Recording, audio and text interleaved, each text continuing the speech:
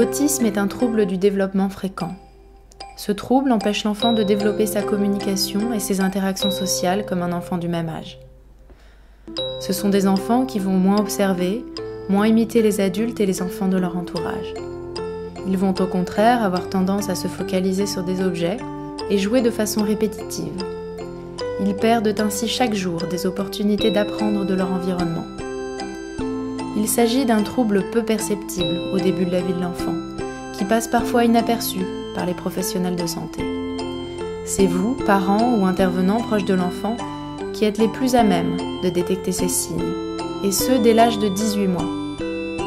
Un diagnostic précoce de l'autisme permettra d'intervenir rapidement et d'éviter que l'écart se creuse chaque jour avec les autres enfants.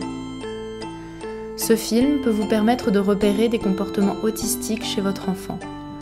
Pour cela, nous comparerons avec l'aide de Chloé, notre psychologue, les comportements de 2 enfants avec autisme et 3 enfants sans autisme se développant de façon typique.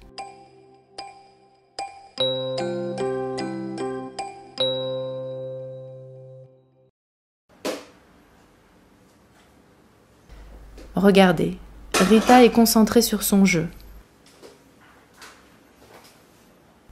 Par un regard, même furtif, elle indique qu'elle a conscience de la présence de Chloé.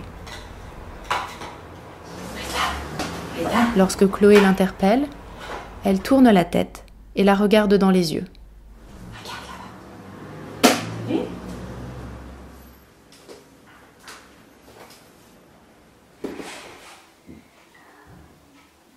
Naïm ?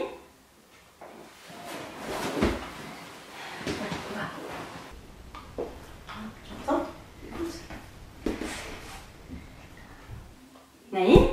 Lorsque Chloé appelle Naïm, il ne tourne pas la tête et reste absorbé par son jouet, et ce malgré les incitations de sa mère. J'entends ? Écoute.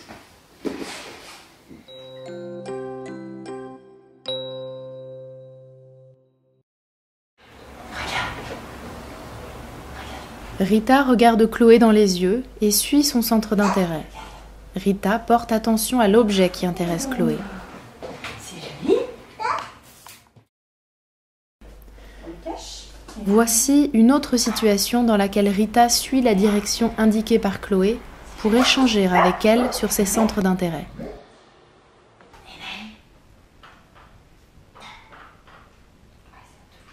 Chez les enfants avec autisme comme Naïm, il est difficile de capter leur attention et qu'ils suivent notre regard ou ce que l'on pointe du doigt. Naïm ? Naïm ? Regarde.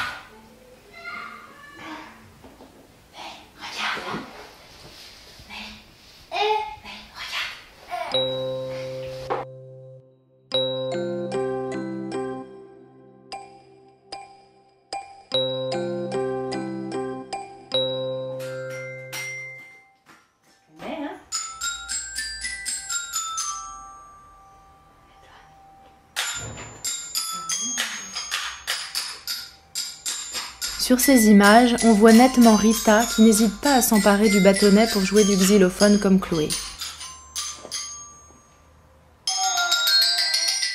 Contrairement à Naïm, qui n'essaye pas d'imiter Chloé, mais détourne la fonction de l'objet. Au lieu d'utiliser le bâtonnet pour produire des sons sur le xylophone, il le regarde de près et l'agite de façon répétitive.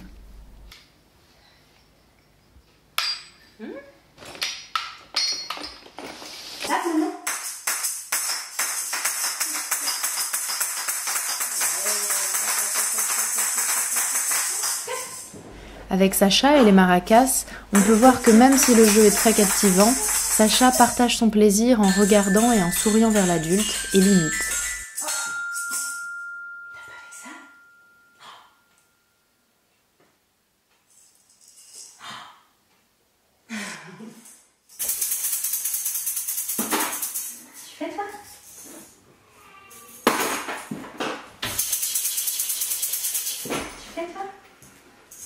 Issam ne cherche pas à imiter les actions et les jeux proposés par Chloé. Il préfère suivre son propre jeu.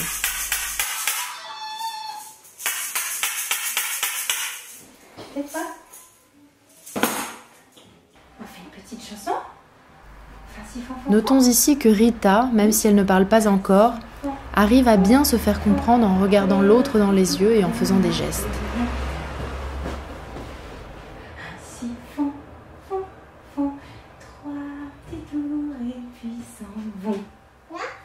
Très jeune, l'enfant est capable d'imiter les gestes d'une chanson.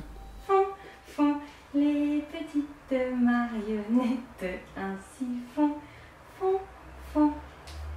Petite chanson. À l'opposé, Issam ne fait pas ou peu de gestes pendant les petites chansons. Chloé n'arrive même pas à capter son attention, sauf lorsqu'elle vient chercher son attention avec des chatouilles.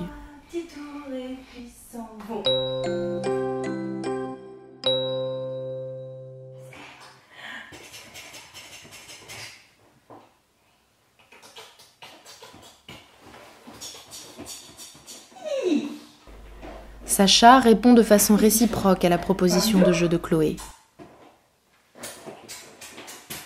Il anime le zèbre et interagit avec l'adulte au travers de cette figurine.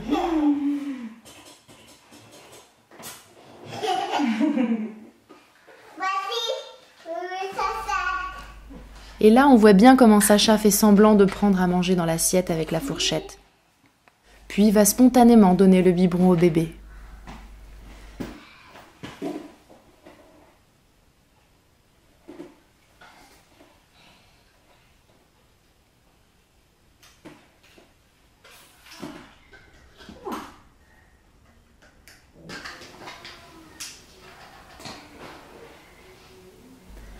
Les enfants avec autisme ne font pas ou très peu de jeux de faire semblant.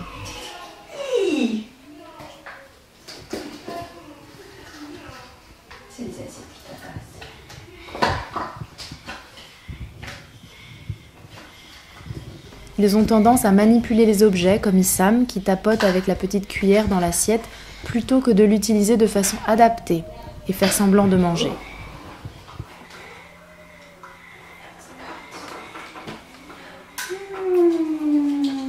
Le bébé, tu fais toi?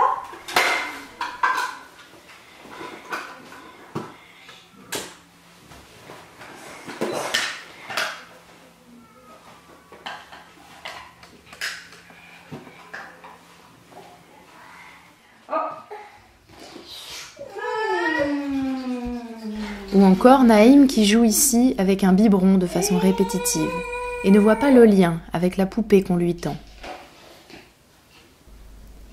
Tous deux ne cherchent pas à faire participer l'adulte à leur jeu.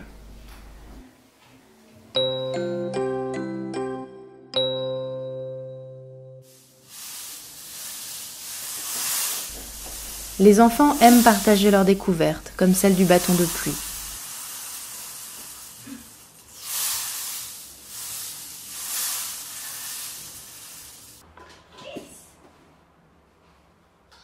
Ils orientent également fréquemment les objets vers le regard et leurs proches pour leur montrer. Avec un mouvement de tête, un geste du pointe du doigt ou un regard, remarquez que Rita peut signifier son refus de jouer ou encore orienter Chloé vers quelque chose qui l'intéresse. Elle communique clairement, même sans langage. Au contraire, Issam ne communique pas avec Chloé. Il regarde en l'air dans le vide et ne cherche pas le regard des adultes présents.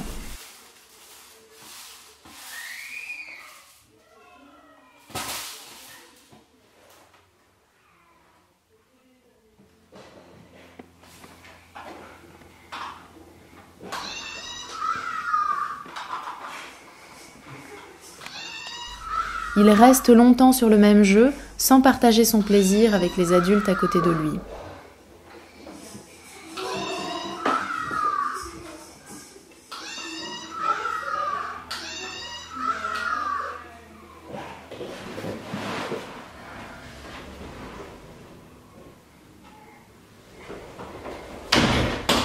Il joue de façon répétitive, en se focalisant sur le placard, sans interagir avec Chloé.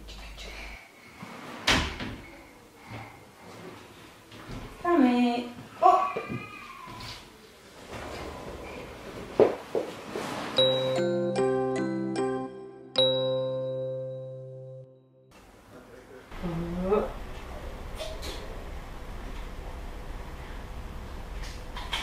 Très naturellement, Rita demande de l'aide à Chloé, en la regardant dans les yeux, en émettant un son et en tendant l'objet dans sa direction.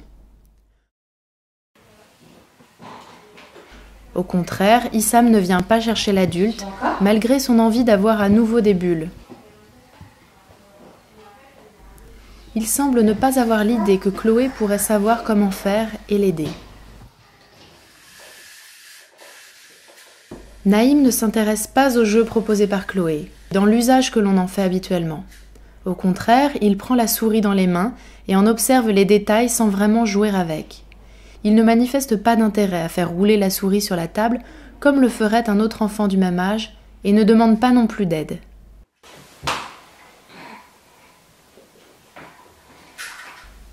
Très tôt, un enfant peut clairement communiquer sa demande d'aide même sans langage, juste avec le regard, des gestes et un son de voix.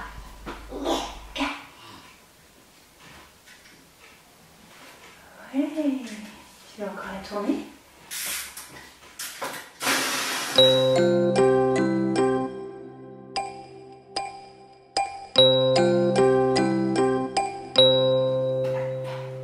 Ici, Sacha échange un ballon avec Chloé, mais il échange aussi des sourires, des regards et son plaisir.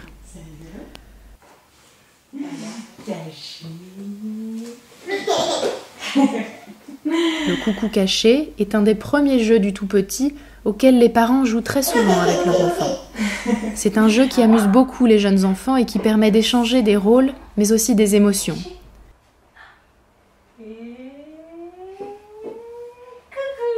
C'est d'abord l'adulte qui se cache, puis c'est au tour de l'enfant. Oh, tu te caches. Il y a un échange de rôles dans le jeu. Tu te caches. Caché. Et coucou. Caché. Il est où ça? Regarde, tu te caches toi. Caché. Au contraire, Issam ne semble pas voir que l'adulte veut jouer avec lui. Il ne participe pas au jeu, ni le rejette. Il est où ça? Il évite l'adulte et le jeu. Il préfère jouer de nouveau seul, avec les portes de placard. À 18 mois, votre enfant est capable de se retourner quand on l'appelle par son prénom, suivre votre regard ou ce que vous pointez du doigt, imiter vos actions, vos gestes, vos sons de voix, utiliser les objets de façon adaptée et jouer à faire semblant, attirer l'attention sur l'objet de son intérêt, demander de l'aide,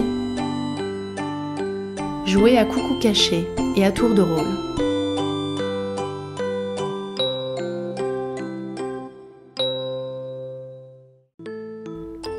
Si 2 ou 3 de ces comportements sont absents chez votre enfant de 18 mois ou plus, contactez sans plus attendre votre pédiatre ou médecin de famille pour qu'il puisse évaluer son développement. Tout enfant avec un retard de langage, et plus généralement de communication, doit avoir une évaluation de son audition et une prise en charge orthophonique au minimum, le plus tôt possible. Il existe différentes techniques pour développer la communication, le jeu et les interactions sociales de l'enfant avec autisme. Ces techniques cherchent d'abord à développer la communication non verbale, regard, gestes, sourire, aller-retour, qui est la base pour permettre le développement du langage oral. Une prise en charge précoce permet d'agir avant que les signes ne soient trop installés et avant que l'écart ne se creuse trop avec les enfants du même âge.